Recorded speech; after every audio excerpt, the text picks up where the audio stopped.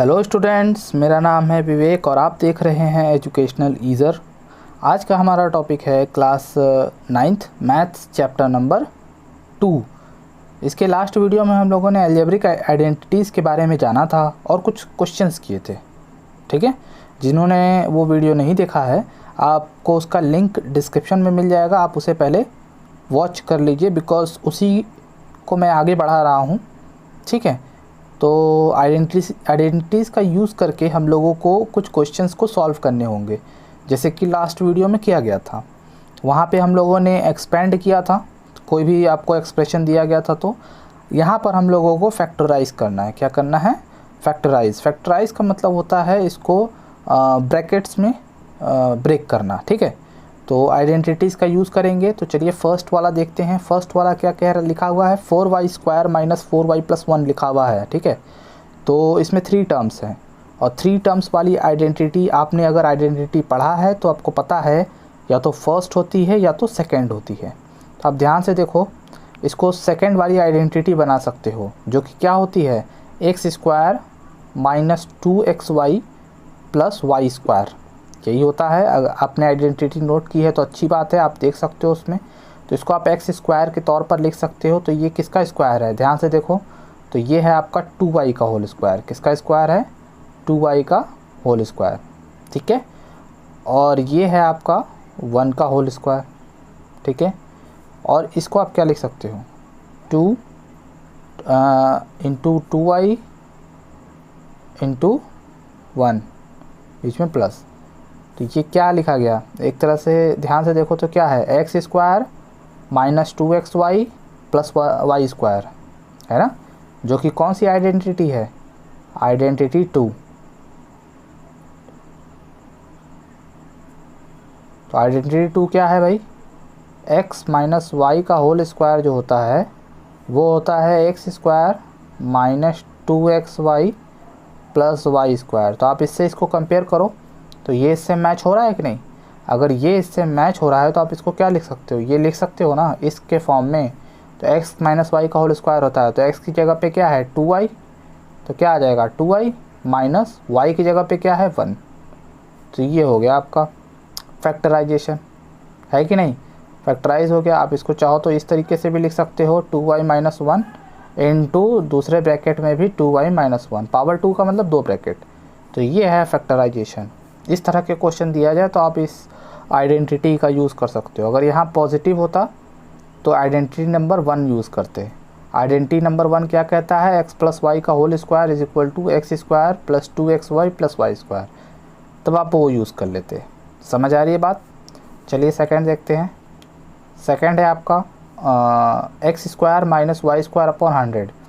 तो ये ऐसा लग रहा है कि ये आइडेंटिटी नंबर 3 यूज़ किया जा सकता है। कौन सी आइडेंटिटी? 3, जिसमें आप ध्यान से देखोगे तो आइडेंटिटी 3 क्या होती है, x² - y² को आप क्या लिख सकते हो, x + y एक ब्रैकेट में और दूसरे ब्रैकेट में x - y। ये होती है आइडेंटिटी। तो आप अगर इसको इससे कंपेयर करो तो यहाँ पे x की जगह तो x ही है, कोई दिक्कत नहीं है, और y की जगह पे क्या है, यहाँ पर y/10 का होल स्क्वायर है ना। y का स्क्वायर करोगे तो y² और 10 का स्क्वायर करोगे तो 100। तो x² - y/10 का होल स्क्वायर। क्लियर है? तो अगर भाई ये इससे मैच कर रहा है तो इसको आप आइडेंटिटी में ये लिखते हो तो इसको भी लिख सकते हो आप। पहले ब्रैकेट में x + y यानी x + y/10 और दूसरे ब्रैकेट में x - y।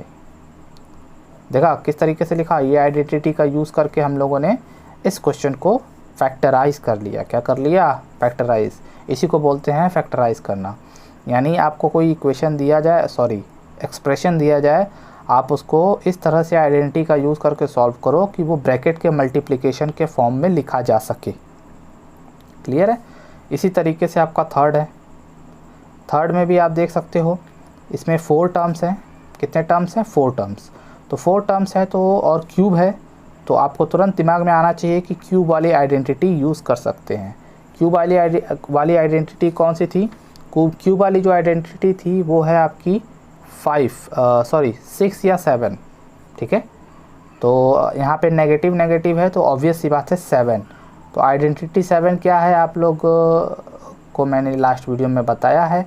आइडेंटिटी 7 है x माइनस वाई का होल क्यूब जो होता है वो होता है x cube minus y cube minus 3xy bracket में x माइनस वाई, यही होती है आइडेंटिटी आपकी 7। ठीक है, अब आप कहोगे सर यहाँ तो ब्रैकेट नहीं दिख रहा है, तो भाई ब्रैकेट नहीं दिख रहा है तो आप इसका मल्टीप्लाई कर लो तो आपको इसी फॉर्म का दिखेगा। ध्यान से देखो, आप इसको इस तरह से लिख सकते हो कि नहीं। अब माइनस 3xy का मल्टीप्लाई ब्रैकेट में कर दो तो कितना आएगा, माइनस 3x² y, इसका मल्टीप्लाई इसमें करोगे तो क्या आएगा, माइनस 3x² y, और माइनस 3xy का मल्टीप्लाई माइनस वाई में करोगे तो माइनस माइनस प्लस, तो ये कितना आ जाएगा 3xy²।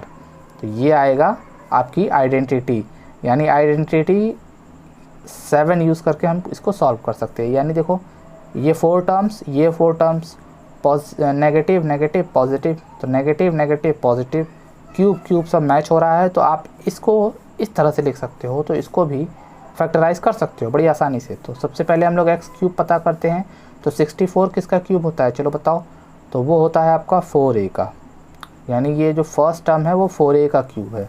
जो सेकेंड टर्म है वो है आपका 3b का होल क्यूब, है ना। 3 का क्यूब का मतलब 3 इंटू 3 इंटू 3, 4 का क्यूब मतलब 4 इंटू 4 इंटू 4, देखो 64 आ जाएगा। और इसको आप क्या लिख सकते हो, ध्यान से देखोगे तो 3 इंटू x², फॉर्मूले में x² है ना, तो x की जगह पे क्या है 4a, तो 4a का स्क्वायर इंटू y की जगह पे क्या है 3b। क्लियर है। और यहाँ पर आ जाओ प्लस 3 इंटू x की वैल्यू क्या है 4a, इंटू y की जगह y² है तो 3b का होल स्क्वायर। आप क्रॉस चेक कर सकते हो, क्रॉस चेक करो यहाँ पर, 4 का स्क्वायर 16, 16 3 जा 48, 48 3 जा 144, आया कि नहीं। अब यहाँ भी चेक कर लो, 3 4 जा 12, 12 9 जा 3 3 जा 9 ना, तो 9 4 जा 36, तो 36 3 जा 108, सब मैच हो रहा है। अब इसको हम लोग क्या फॉर्म लिख सकते हैं, x माइनस वाई का होल क्यूब, तो ये आपका x है और ये आपका y है, तो आप इसका होल क्यूब लिख सकते हो, ऐसा लिखा जा सकता है। और ऐसा लिख सकते हो तो आप इसको अलग अलग ब्रैकेट में भी लिख सकते हो। पावर 3 का मतलब क्या, 3 ब्रैकेट, पावर 3 का मतलब क्या होता है 3 ब्रैकेट। तो ये हो गया आपका फैक्टराइजेशन, है ना। ये आइडेंटिटी 7 थी जिसको हमने यूज़ किया और इस फॉर्म में लिख लिया। ठीक है, अब आप कहोगे ये इतना ब्रेक कैसे किया, वो भी बहुत सिंपल है। फॉर्मूले में 3x² y होता है, तो आपको जब x मिल गया और y मिल गया तो आप उस फॉर्म में जब लिखो और फिर चेक करो क्या ये इससे मैच हो रहा है कि नहीं मैच हो रहा है। मैच हो रहा है तो ऑब्वियस सी बात है सही है, नहीं मैच हो रहा है तो गड़बड़ है। ठीक है, तो 4 टर्म में दिया हो, क्यूब दिया हो तो आप लोग आइडेंटिटी 6 या 7 यूज़ कर सकते हो। 3 टर्म में दिया हो तो आप लोग 1 और 2 यूज़ कर सकते हो, और x² माइनस y² के फॉर्म में दिया हो, ठीक है, तो हम आइडेंटिटी 3 यूज़ कर सकते हैं।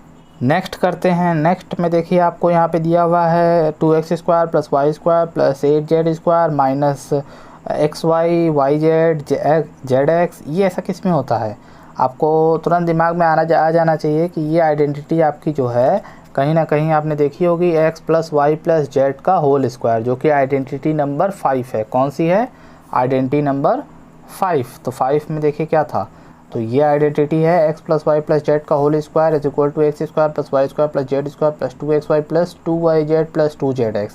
तो देखो ये जो पूरा है ये इसी फॉर्म का लिखा हुआ है कि नहीं, तो इसको भी हम लोग इसी फॉर्म में एग्जैक्टली ब्रेक कर लेते हैं। तो अब यहाँ इसको हमें x² बनाना है, तो इसको आप x² कैसे बनाओगे भाई, 2x² को कैसे x² बना सकते हो, कैसे बना सकते हो, 2 किसी का स्क्वायर तो होता नहीं है, तो आप इसको √2 लिख सकते हो, तो √2x का होल स्क्वायर। अब √2x का होल स्क्वायर करोगे तो देखो यही आएगा, है ना। और इसको आप क्या बना सकते हो, y का स्क्वायर। इसको आप क्या बना सकते हो, 2√2 का, 8 किसी का स्क्वायर नहीं होता है बच्चों, तो 2√2 का स्क्वायर करोगे तो 8 मिल जाएगा, 2 2 जा 4, और √2 का मल्टीप्लाई कर दोगे तो 2 आ जाएगा, तो 4 2 जा 8। तो ये आपका बन गया ये पूरा का पूरा जेड का स्क्वायर। देखो इससे मैच होना चाहिए, तो देखो यहाँ पे x², ये यहाँ पे y² और यहाँ पे z²। अब यहाँ पे हम इसी के अकॉर्डिंग 2xy 2yz लिखते हैं, ठीक है। अब यहाँ नेगेटिव है, यहाँ पे क्या है नेगेटिव है, तो नेगेटिव का ध्यान देना कि यहाँ पे नेगेटिव है और यहाँ पे नेगेटिव है, इस टर्म में नेगेटिव है और इस टर्म में नेगेटिव है। तो दोनों में क्या कॉमन है? दोनों में कॉमन है x, यानी x नेगेटिव है आपका। कौन नेगेटिव है? x आपका नेगेटिव है, तो x को आप नेगेटिव रखोगे तो यहाँ पे आप नेगेटिव बना दो पहले से ही कि -√2x² है। ठीक है, यहाँ से पता चला ना कौन नेगेटिव है। तो उसी तरीके से अगर ये नेगेटिव होता और ये नेगेटिव होता तो दोनों में कॉमन क्या था? z, तो z को आप नेगेटिव ले लेते। क्लियर है? तो क्लियर हो जाना चाहिए आपको। अब आप लोग यहाँ पे लिखिए 2 × x × y, तो x क्या है आपका? -√2x × y की वैल्यू क्या है? y। फिर उसी तरह 2yz होता है तो 2 × y की वैल्यू y और z की वैल्यू है 2√2z। ठीक है, और 2zx की बात करें तो z कितना है आपका? 2√2z × x की वैल्यू कितनी है? -√2x। देखो मैंने इसको मतलब इस फॉर्म में इसको चेंज कर दिया और इसको हम लोग क्या लिख सकते हैं? x + y + z का होल स्क्वायर। तो x की जगह पे क्या है? -√2x प्लस y की जगह पे क्या है? y, और z की जगह पे है 2√2z। तो ये आपका फैक्टराइजेशन हो गया। और ये 2 बार लिखा है तो आप इसको चाहो तो 2 बार लिख सकते हो, नहीं तो वैसे भी छोड़ सकते हो, कोई ख़ास फ़र्क नहीं है, क्योंकि वो ऐसा माना जाता है कि वो 2 बार है। ठीक है, पावर का मतलब ही 2 बार होता है, आपको पता ही है। तो इस तरह से भी आप लिख सकते हो। तो 2 ब्रैकेट में आ गया फैक्टराइजेशन। तो देखा कैसे किया गया? बहुत सिंपल है। आप आइडेंटिफाई का यूज़ करोगे, ये जो पूरा टर्म है इसको इसी के अकॉर्डिंग आप इसको अरेंज कर लोगे। देखो यही चीज़, देखो ये पूरी ये जो चीज़ है ये वही है, लेकिन हमने उसको उस फॉर्म में लिखा एग्जैक्टली, और वहाँ से हमें x, y और z की वैल्यू मिल गई और वही का स्क्वायर हो गया। ठीक है, उसी तरीके से आप देखिए ये 5 यूज़ करोगे। देखिए मैंने ये बताया था आपको, एक x³ - y³ की आइडेंटिटी बताई थी, जो कि मैंने 8 या 9 पे नंबर पे रखा था आप लोगों को।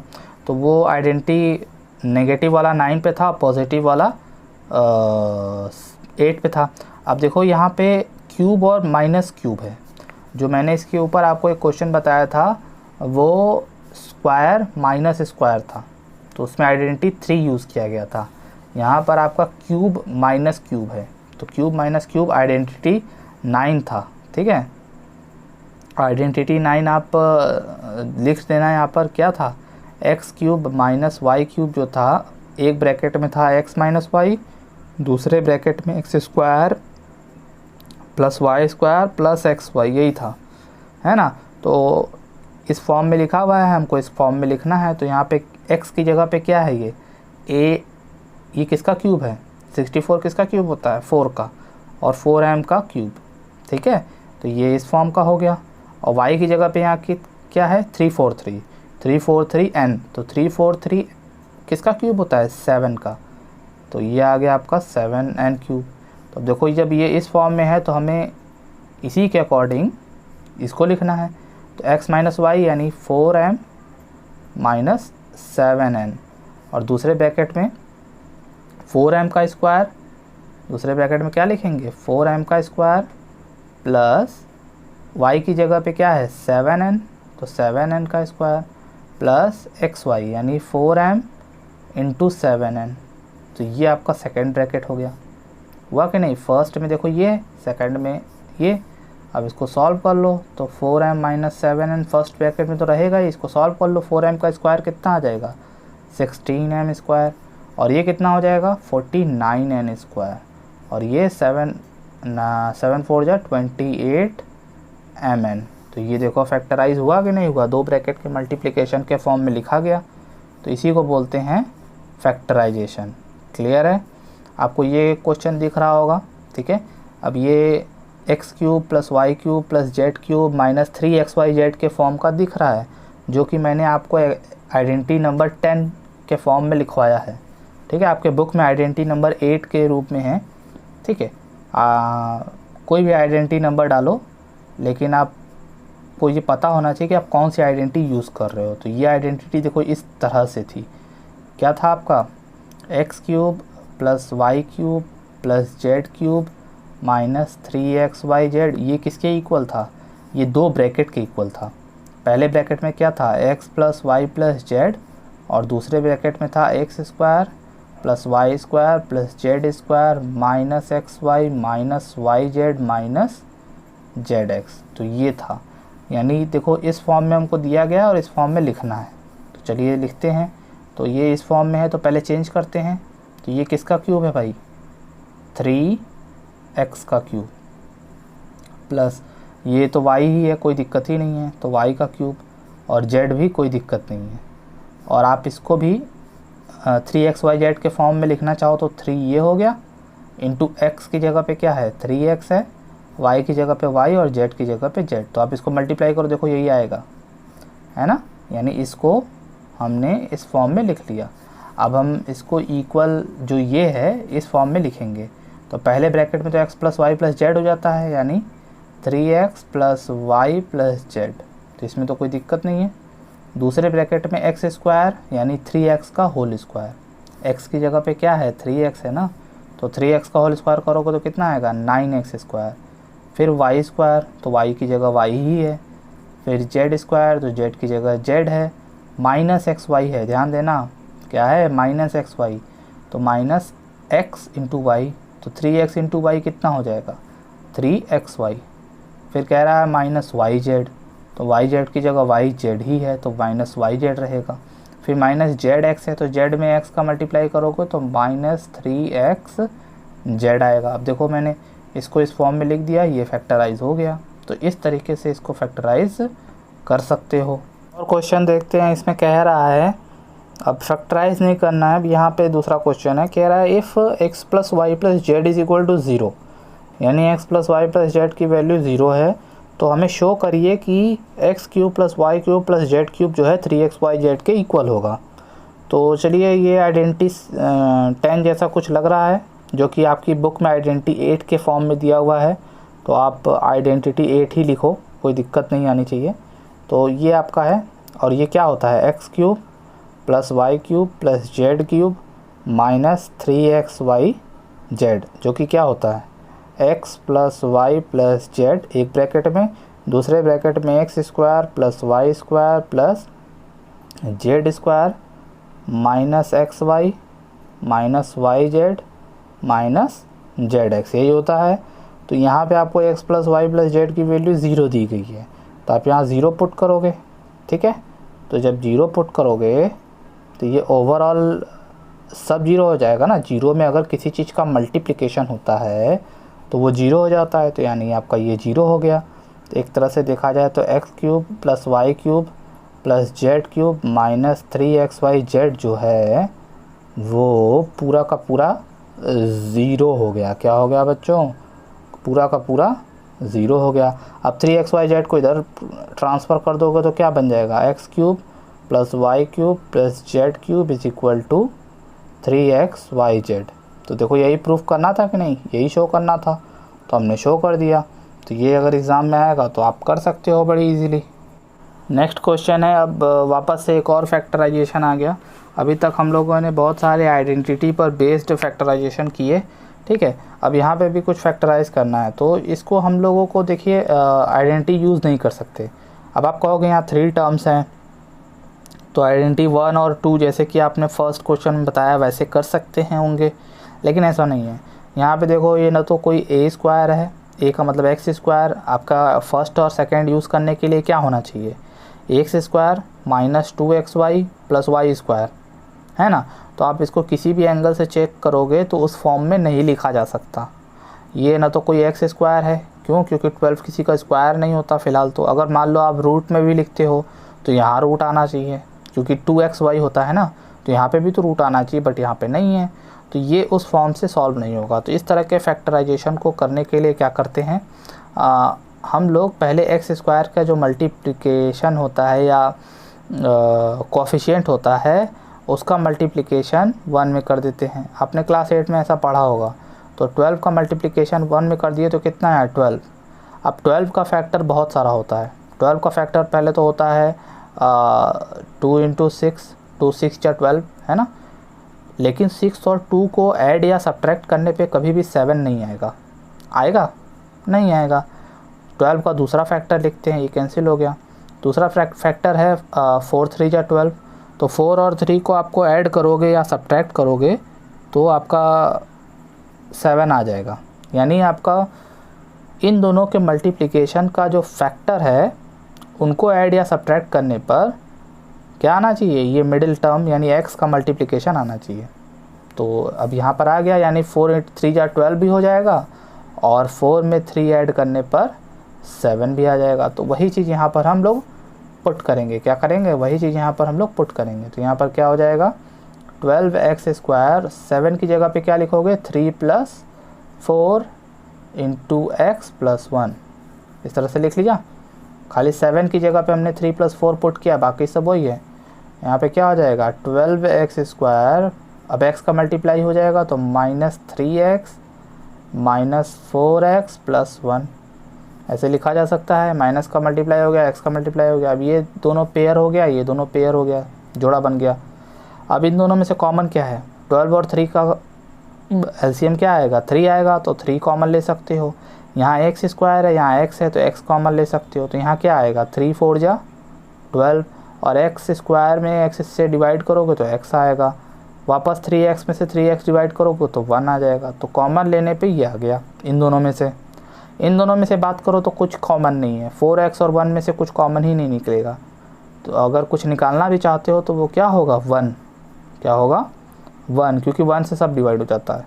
तो 1 आएगा, तो 1 से इसमें डिवाइड करोगे तो 4x आ जाएगा। यहाँ प्लस है, हमने माइनस बाहर कॉमन ले लिया है, तो प्लस में से अगर माइनस कॉमन लेते हो तो यहाँ माइनस आ जाएगा। 1 से 1 में डिवाइड करोगे तो 1 आता है। ठीक, ये क्लियर है। अब देखो दोनों में सेम ब्रैकेट आ गया, सेम ब्रैकेट है तो उसको बाहर ले लो। बाहर लेने का मतलब उसको कॉमन ले लो अलग से। तो इसको बाहर ले लिया तो क्या बचा, अंदर ये बचा और माइनस ये बचा। तो देखो फैक्टराइज हुआ कि नहीं, इसी को फैक्टराइजेशन बोलते हैं। तो ये आपने बहुत पहले भी पढ़ा है 8 वगैरह में, और यहाँ पे भी आपका है, तो आने के चांसेस एग्ज़ाम में आ सकता है। आप इसको इस तरीके से करोगे। तो देखो एक और क्वेश्चन है यहाँ पर इसी तरीके का। यहाँ पे 3 है, 3 का मल्टीप्लाई पहले 4 में करोगे तो यहाँ वापस से 12 आ गया। अब 12 का ऐसा मल्टीप्लिकेशन लिखना है जिसको ऐड या सब्ट्रैक्ट करने पे यहाँ 1 आए। तो वही 4 × 3। अब यहाँ पे ऐड करने पे देखिए आपका काम चल रहा था, 7 आ रहा था, ठीक है। यहाँ पे आपको 1 लाना है, तो अब यहाँ पे सब्ट्रैक्ट करने से काम चल जाएगा। तो यहाँ 1 की जगह पे क्या लिख दोगे, 4 - 3 लिख सकते हो। तो यहाँ पे लिख देते हैं। तो 1 की जगह पे क्या हो जाएगा, 4 - 3, और x की जगह पे x रहेगा और -4। ठीक, कोई चेंजेस नहीं। माइनस का मल्टीप्लाई दोनों में करोगे तो -4x, और माइनस इंटू माइनस तो +3x आ जाएगा। कोई दिक्कत, कॉमन ले लेते हैं इसमें से 3 और 4 में से तो कुछ कॉमन आने वाला नहीं है। x कॉमन आ सकता है, तो x कॉमन ले लिया तो क्या बचा, 3x - 4। इन दोनों में से कॉमन कुछ नहीं है, 3 और 4 में से कुछ कॉमन नहीं आएगा। यहाँ x है लेकिन यहाँ x नहीं है, तो कुछ कॉमन नहीं है, तो कुछ नहीं होता है तो 1 ले लेते हैं। तो क्या आएगा, 3x - 4। ठीक है। आप कहोगे कि यहाँ पे देखिए साइन चेंज कर दिए थे, प्लस था तो माइनस कर दिए, क्यों, क्योंकि माइनस हमने कॉमन लिया था। यहाँ पे हमने माइनस कॉमन नहीं लिया, इसीलिए जो साइन है वही रहेगा। ठीक, अब 3x - 4 को आप बाहर ले लो। तो जब बाहर ले लोगे तो क्या बचेगा अंदर, x प्लस, तो ये है फैक्टराइजेशन। दोनों देखो एक तरीके से किया गया है। जितना ज़्यादा प्रैक्टिस करोगे तो आप इसको बड़ी आसानी से कर सकते हो। ठीक है, तो ये थी आज की हमारी वीडियो।